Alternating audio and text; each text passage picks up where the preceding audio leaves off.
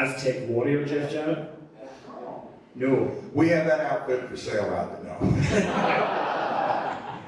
Well, actually, one of the men from us had an 8x10. So you come back to the WWF, you cut these really, because we did a podcast about Raw 20 years ago, so in October, November, we were watching your promos.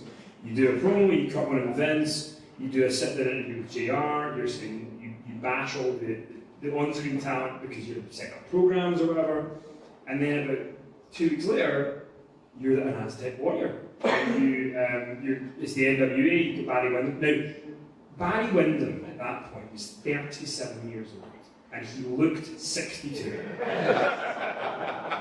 The guy back there is really, yep, he's sure. I mean, Barry Windham came out in chaps, and you were like, Jesus, 37? Sheamus is 37! Anyway, God bless Barry, and his really horrible aging. But so you do the NWA thing. You tell us the last night, right? It's just done. It's just whatever. It's great. I love it. It's so much more relaxed. You guys are getting the treat. Well, I'm enjoying the hell out of this. Are you guys having a good time? Yeah.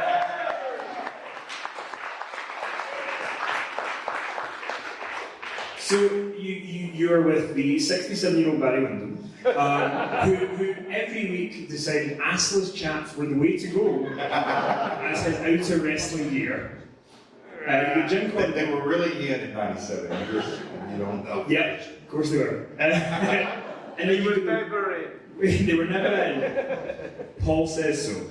So the Rock and Roll Express got involved, and like I don't want to like shit on those guys because they are very important to wrestling.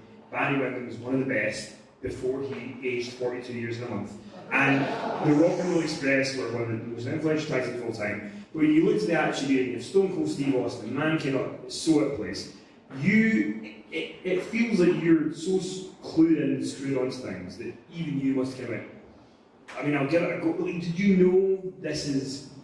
And I can remember when you now another silly memory that's popped in. That Aztec Warrior, I can remember the seamstresses that I knew from '93. I mean, the three sisters that have been still there today. It's unbelievable, incredible work. I remember then when the order came down in WWF at the time, it's probably a much larger department, but there was, creative, they called it, and that's script writers and all that, but creative services, and they had images that would go to toy games and all that kind of stuff, but they also originate the sketches.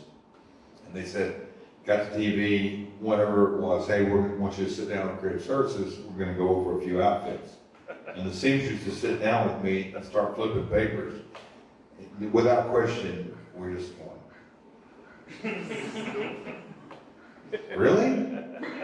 But again, on outfit, I was raised, and to this day, hey, he who writes the check writes the rules. So I said, all right, I can make this work. I've always, in my mind, and I was raised this way from my dad, from Lawler, from Dutch Mantell, from other guys that I looked as veterans. If you can get it done in the ring, you can overcome anything in this business. Because you're not always going to be able to, did I just hear a whoop, or is that a chair? What? But no, so the outfits, I was a head scratcher. The NWA, I had lineage, I saw where they were going, I was a wrestler, I could fulfill that role. The Aztec Warrior outfit was off the beaten path. Barry had that lineage, Cornette, I saw all that, but as we got into that, the big thing, that's where you hit on it, and I think this is where you're going with it, is that you had Stone Cold do the King of the Ring a year. So he had been Austin 316 over a year in other outlets, DX, all that kind of stuff. The ball was beginning to roll. I knew it didn't fit in there. And the assless, what did I say? You started with assless and you stopped. The chaps were about to fish out of water as the Aztec Warrior. I knew it wasn't. Okay, because I was going to say, is there an element at that point, because you've been in WWF, you did leave twice, you're back now for the third time, was there an element of, right, I'm going to be a team player? Even if I don't think this is the way to go, is there a team player element to it? Without me really consciously dialing in, without question, because I knew where I was in '95. I mean, the IC title and Hot and the Garden and main eventing and another main event tag and one of the best tag matches I've ever been in my life. And I remember talking about it after we had it, that it was me and Sean with Road Dogg at ringside. I could do a podcast on this against Razor and Diesel. And we went about 40 or 45 minutes. That's not an exaggeration. That's with entrances and everything included. And it was just off the charts. And that was, you know, that was one of those nights that was the peak of that run.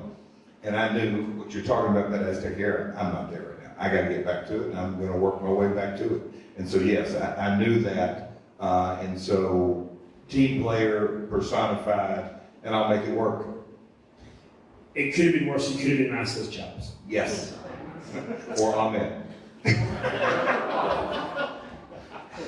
Fucking love Ahmed Johnson. If you could, I want to go on like the network and play Ahmed promos and see what the typist comes up. You know, they do like an audio description.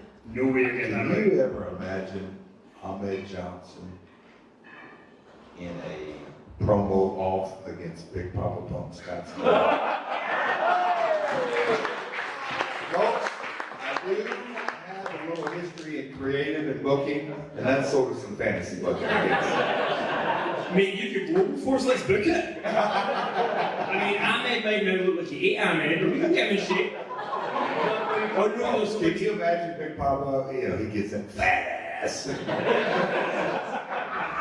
Which I remember in 2012, there was a WrestleCon, and I was in the lobby, like Ollie and I were in the lobby, and we're just kind of hanging out, and all the wrestlers were staying at the hotel. So, but you get over it within a day. Like you get in the lift with Vader, and then oh my god, and you get over it, and then somebody just turned around, Ahmed Johnson's over there. Where? And there's a man who literally is Yokozuna's size, and it's Ahmed Johnson. Google Ahmed Johnson now on what it's. God bless him. Anyway. Back to Jeff. So you do the Aztec Warrior thing. It doesn't quite work out. You try Double J again, but it's not really where it's not really where the action was. No, exactly. Again, I won't cut you off, but and just quickly, because we have already talked about this, but you know, the Aztec Warrior, the Double J with Tennessee Lee and Southern Justice, and live in the arenas and that kind of stuff. And I'll say that. The NWA stuff actually got good reactions in the arenas, but as far as pushing the button and going, you know, it's like Bob Backlund in the New Generation era. It was Double J or Aztec Warrior in the Attitude Era. It just didn't work.